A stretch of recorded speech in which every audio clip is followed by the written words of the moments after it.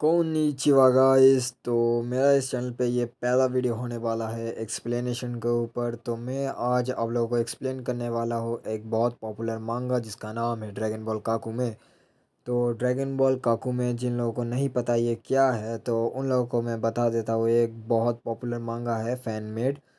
तो इसके अंदर कुछ ऐसे फाइट्स और सीन्स है, अगर तुम लोग ये देखोगे सुनोगे तो तुम लोगों को लगेगा अगर ये सच में ड्रैगन बॉल के अंदर होता तो क्या ही होता। तो बिना किसी तरीके चालू करते हैं ड्रैगन बॉल काकुमे को। तो लेट्स बिगिन। तो ये है ड्रैगन बॉल काकुमे पार्ट 1। तो स्टोरी के शुरू होते ही हमें दिखाया जाता है गोकू के बैक स्टोरी के बारे में कि कैसे एक बच्चा पृथ्वी पे आया, कैसे वो एक वॉरियर बना, कैसे वो एक लेजेंड बना, कैसे वो एक गॉड बना। तो इस बीच हमारे गोकू ने बहुत सारे दुश्मन भी बनाए और दोस्त भी, लेकिन ड्रैगन बॉल सुपर के एंड हो जाने के बाद गोकू के सामने आया एक ऐसा दुश्मन जिसको हराना लगभग नामुमकिन सा था। तो इसे हराने के लिए गोकू और वेजिटा को एक साथ फ्यूजन करना पड़ा। इसका नाम है ब्रॉली द लेजेंडरी सुपर से। तो इसके बाद हमें दिखाया जाता है गोकू और ब्रॉली का फाइट। और अगर आप लोगों को इस फाइट के बारे में नहीं पता तो आप लोग जाके ड्रैगन बॉल की ये वाली मूवी देख सकते हो, जिसमें गोकू कैसे ब्रॉली से मिला और कैसे उनके बीच ये फाइट हुई, आप लोग देख सकते हो। और अगर आप लोगों को नहीं पता ये वाला मूवी कैसे देखना है तो आप लोग मुझे सिर्फ 50 लाइक कीजिए। 50 लाइक का गोल है मेरा। ये कंप्लीट हो जाने के बाद मैं अपने इंस्टा आईडी पे आप सभी लोगों के लिए ये लिंक दे दूँगा, आप लोग जाके देख सकते हो। तो इसके बाद हमें दिखाया जाता है कैसे ब्रॉली गोकू का एक ख़ास दोस्त बन गया। तो इस इवेंट के हो जाने के बाद हमें दिखाया जाता है यूनिवर्स 7 के अंदर काफ़ी हद तक शांति हो गई थी, लेकिन इन्हें क्या पता था अतीत में लिया हुआ एक गलत फ़ैसला पूरे के पूरे भविष्य को बदलने वाला था। इसके बाद हमें दिखाया जाता है यूनिवर्स 6 के प्लेनेट सडाला का, जहाँ पे लॉर्ड चांपा और वाडोस भी आए हुए थे। और वहाँ पे कॉर्निफ्ला बहुत एक्साइटेड हुई थी और वो बार बार कह रही थी कि आप मुझे कुछ टेक्निक सिखाइए जिनसे मैं भी थोड़े प्लेनेट डिस्ट्रॉय कर पाऊँ।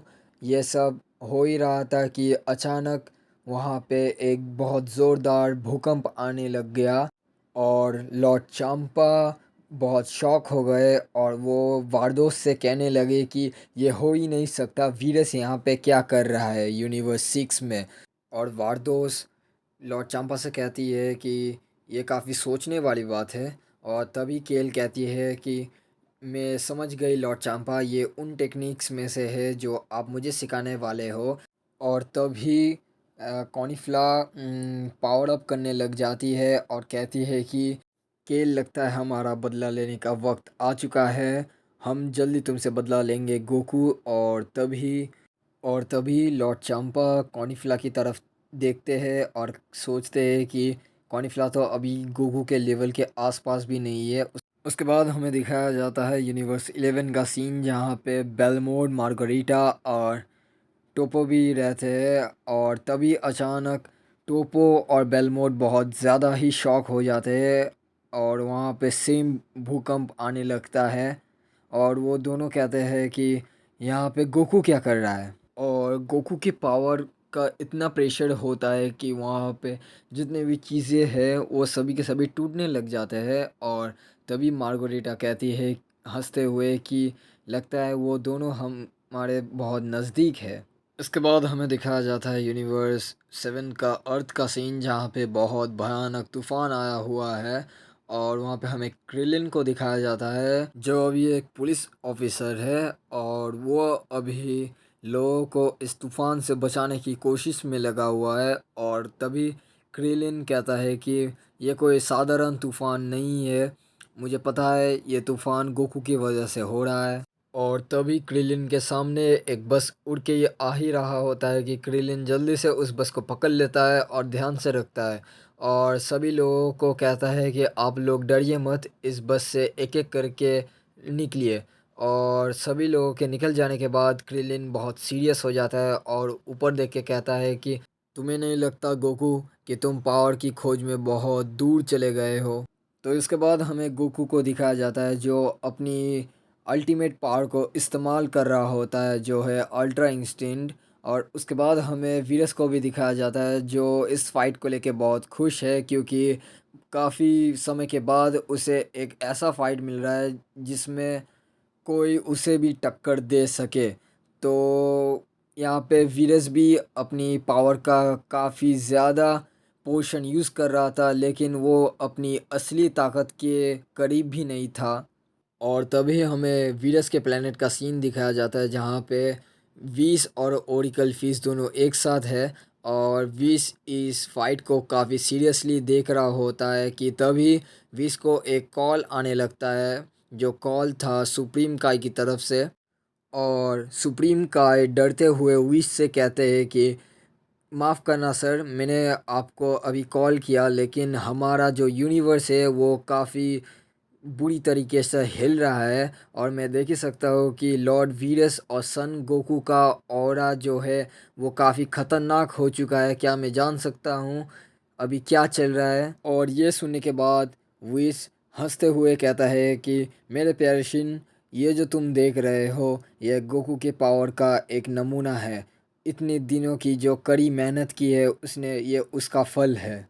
और तभी अचानक हमें दिखाया जाता है वीरस के हाथ को जो एक एनर्जी बॉल क्रिएट कर रहा होता है। और तभी अचानक वीरस वो एनर्जी बॉल गोकू की तरफ मार देते हैं और गोकू भी पलट के एक वार करता है।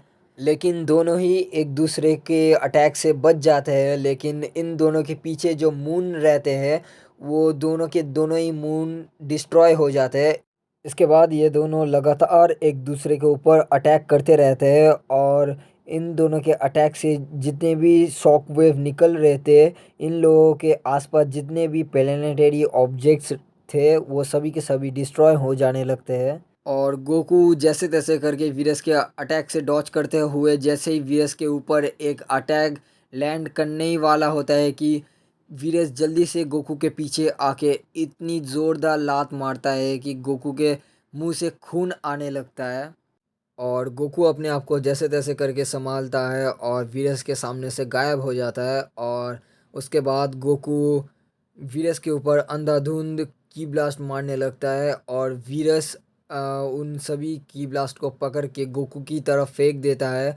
और अफसोस से गोकू उन सभी अटैक्स को डॉच नहीं कर पाता और सभी के सभी अटैक्स जाके गोकू को लग जाता है। और उसके बाद हमें गोकू को दिखाया जाता है जो काफ़ी घायल हो चुका था इन अटैक से और उसके काफ़ी जगह से खून भी आ रहा था।